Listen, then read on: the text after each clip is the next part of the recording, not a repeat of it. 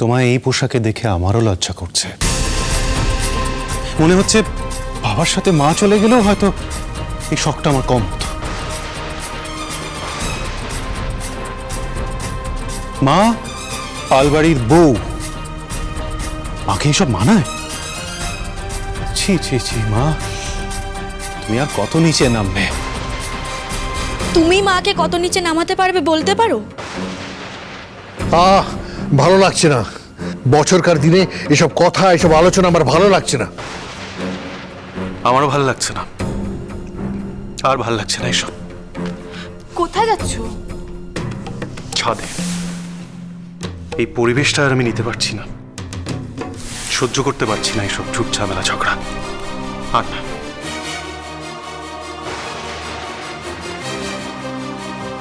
কোন মুখে আর ও এখানে দাঁড়াবে বলুন তো? বাবা মারা যাওয়ার পর মাকে যদি এরকম রংচং অবতারে দেখে, তাহলে কি কোনো ছেলেই সহ্য করতে পারে? পারে না। বাই দ্য ওয়ে, মা আপনাকে কিন্তু খুব সুন্দর লাগছে জানেন তো, দারুণ লাগছে। কিন্তু ব্যাপারটা কি বলুন তো, মানে আপনার কি আবার কাউকে মনে ধরেছে নাকি? এসব তুমি কি বলছো? আমার না কেমন যেন ভয় করছে।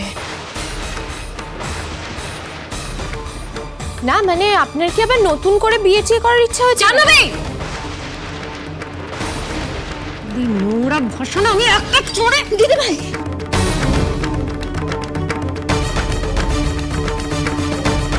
না দিদি ভাই, দিদি ভাই আমি বলছি আমার কথাটা একটু শোনো দিদি ভাই। তুমি জাহ্নবীর গায়ে হাত তুলো না দিদি ভাই। শান্ত, হাত তুলো না। মিনু তুই আমাকে আটকাচ্ছিস কেন? দেখছিস না কিরকম নোংরামি করছে তখন থেকে? দিদি ভাই আমি সবটাই দেখছি, সবটাই শুনছি। জাহ্নবী তো ওরকমই মেয়ে, কিন্তু তা বলে ও পাকে নামবে বলে তুমিও কি ওকে চড় মেরে পাকে নামবে? দিদি ভাই তুমি ওর গায়ে হাত তুলো না, শান্ত হও।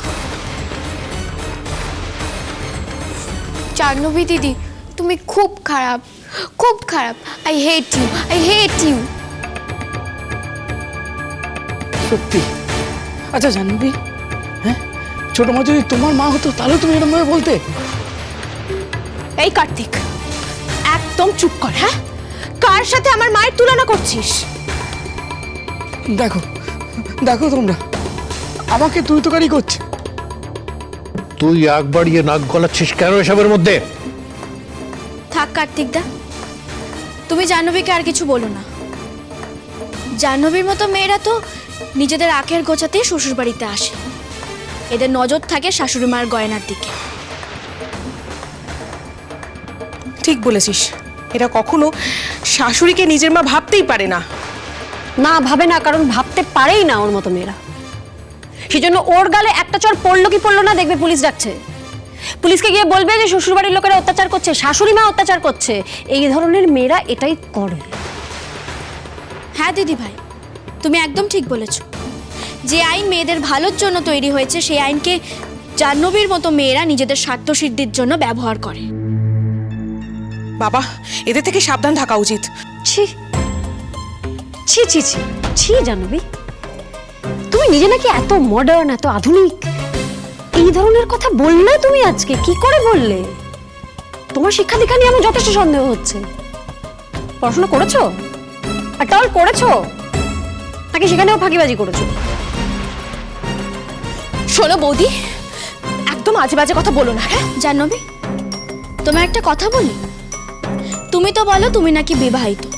সে বিয়ে সত্যি না মিথ্যা সেটা আমরা কেউ জানি না, অন্তত তুমি তো দাবি করো। আর তুমি সেদিন পার্টিতে যাবে বলে, আলু আলিয়ার সাথে মুভিতে সাইন করবে বলে সিঁথি সিঁদুর অনায়াসে তুলে ফেলে।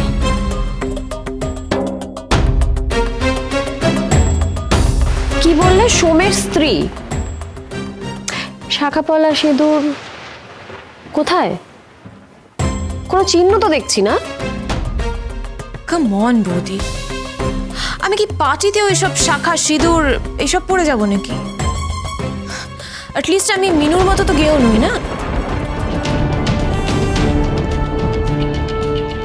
কি জাহ্নবী, মনে পড়েছে তো? আর সেই তুমি কিনা আজকে আমার মায়ের শাড়ির রং নিয়ে কথা বলছো। লজ্জা করছে না? লজ্জা করবে কি করে? ও তো নিজের সুবিধে বোঝে, সুবিধেবাদী একটা। ও নিজের স্বার্থে সিঁদুর পরে, আবার নিজের স্বার্থে সিঁদুর তুলেও ফেলে। কি ঠিক বলেছি তো জাহ্নবী? এই চুপ কর, বড় বড় কথা বলিস না। কেন বাবা চুপ করবে কেন?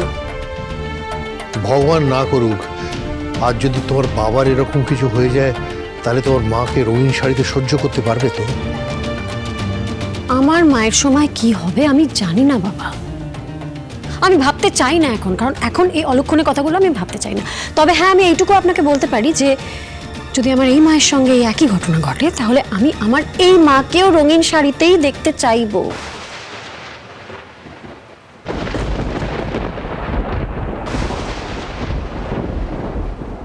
বৌমা, তুমি আমার মৃত্যু কামনা করছো? না বাবা, না। আমি শুধু বাস্তবটা আপনাকে চোখে আঙুল দিয়ে দেখিয়ে দিচ্ছি। মিনু, তুই আমার পরিবারটাকে ভেঙে দিতে চাইছিস কিন্তু। না জেঠুমনি, আমার কর্তার পরিবার যেটুকু ভেঙে গেছে, আমি শুধুমাত্র সেটুকুই জোড়া লাগানোর চেষ্টা করছি। সব আমার জন্য, সব আমার জন্য। না মা, তোমার জন্য কিচ্ছু হয়নি মা।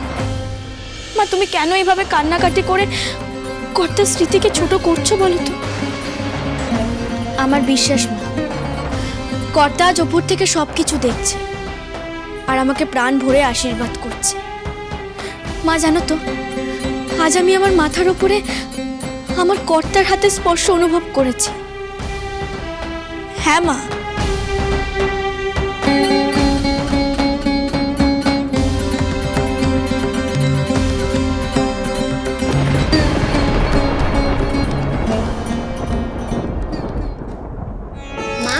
লুচি তো আমি একাই খেতে পারবো। না না, সবাইকার খাওয়া হয়ে যাবে, তারপর তুই ঘন্টার পর ঘন্টা বসে খাবি, সেটা মোটেই হবে না রে। দিয়া, মা কোথায়? মা তো ঘরে দরজা বন্ধ করে বসে আছে। আমি অনেকবার ডেকেছি কিন্তু খোলেনি। আমি গিয়ে একবার ডেকে দেখবো? না কার্তিক দা, আমি মাকে ডেকে আনছি। ওই তো মা চলে এসেছে। মা এসো। হ্যাঁ, কিন্তু বাড়ির বাকিরা কোথায়? না মা, মানে সৌমিন্দ্র সবাই কোথায়? না মানে কাম্মা, বুঝেছি। আমি খেতে আসবো বলে বাকিরা আসেনি। না না মা, তা নয়। আমারও আর খিদে নেই। দাঁড়াও মা। মা, তুমি কোথায় যাচ্ছ? আমি তোমাকে না খেয়ে কিছুতেই থাকতে দেবো না। আমার জন্য আর কত ঝামেলা করবি মিনু? মা, আমি তোমার মেয়ে হয়ে এইটুকু করতে পারবো না? তুমি এখন খাবে। এসো এসো মা, এসো। মা বসবে। মা বসো, বসো। মা বসো বলছি, বসো।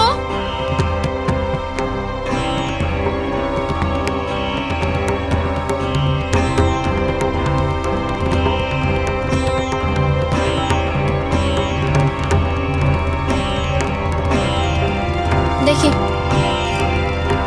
হা করো তো। হা করো।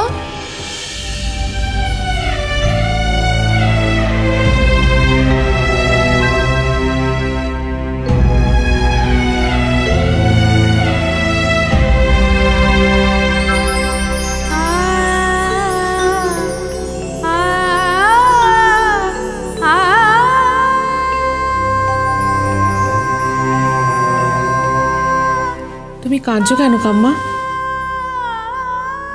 তুমি কেঁদো না মা, বৌমনি তো তোমাকে কত ভালোবেসে খাইয়ে দিচ্ছে।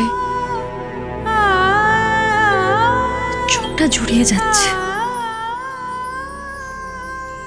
শাশুড়ি বৌমার সম্পর্ক এমনটাই হওয়া উচিত, ঘরে ঘরে।